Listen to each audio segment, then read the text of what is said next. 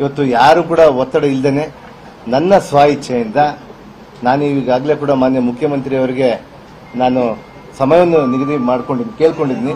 7:15ಕ್ಕೆ ಬರ್ಲಿಕ್ಕೆ ಹೇಳಿದ್ದಾರೆ ಅವರು. ನಾನು ಅವ್ರಿಗಿನ್ನ ಕೂಡ ರಾಜೀನಾಮೆ ಮಾಡ್ತೀನಿ ಅಂತೇಳಿ ಹೇಳಿಲ್ಲ. ನಾನು 7:15ಗೆ ಇವತ್ತು ಹೋಗಿ ನನ್ನ ಮಂತ್ರಿ ಸ್ಥಾನಕ್ಕೆ ನಾನು ರಾಜೀನಾಮೆ ಮಾಡಿ ಬರ್ತೀನಿ ಅಂತೇಳಿ ತಮ್ಮ ಮೂಲಕ ರಾಜ್ಯದ ಜನತೆಗೆ ತಿಳಿಸುವಂತದ್ದಾಗಿರ್ಬೋದು ಮತ್ತು ನನ್ನ ಕ್ಷೇತ್ರದ ಜನತೆಗೆ ತಿಳಿಸುವಂತದ್ದಾಗಿರ್ಬೋದು, ನನ್ನ ಹಿತೈಷಿಗಳಿಗೆ ತಿಳಿಸುವಂತದ್ದಾಗಿರ್ಬೋದು. ಈ ರಾಜೀನಾಮೆ ಪತ್ರವನ್ನು ಮಾನ್ಯ ಮುಖ್ಯಮಂತ್ರಿಯವರಿಗೆ 7:15ಗೆ ನಾನು ಕೊಟ್ಟು ಮಾನ್ಯ ಮುಖ್ಯಮಂತ್ರಿಯವರಿಗೆ ಮತ್ತು ನಮ್ಮ ಉಪಮುಖ್ಯಮಂತ್ರಿಯಾದಂಥ ಡಿ.ಕೆ. ಶಿವಕುಮಾರ್ ಸಾಹೇಬರಿಗೂ ಮತ್ತು ನಮ್ಮ ವರಿಷ್ಠರು ಕೂಡ ಎಲ್ಲರೂ ಕೂಡ ನಾನು ಹೇಳಿ ಅವರಿಗೆ ರಾಜೀನಾಮೆ ಪತ್ರವನ್ನು ಕೊಟ್ಟು ಬರ್ತೀನಿ. ಇವತ್ತು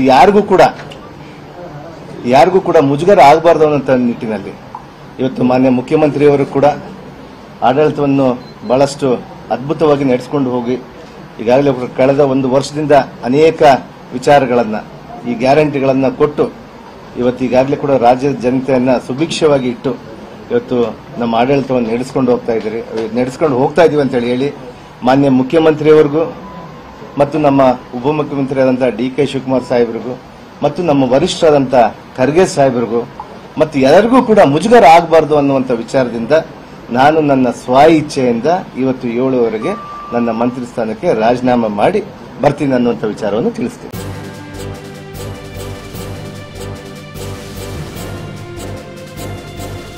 ಇದು ಮಾನವೀಯ ಸಂದೇಶದ ಜನವಾಹಿನಿ.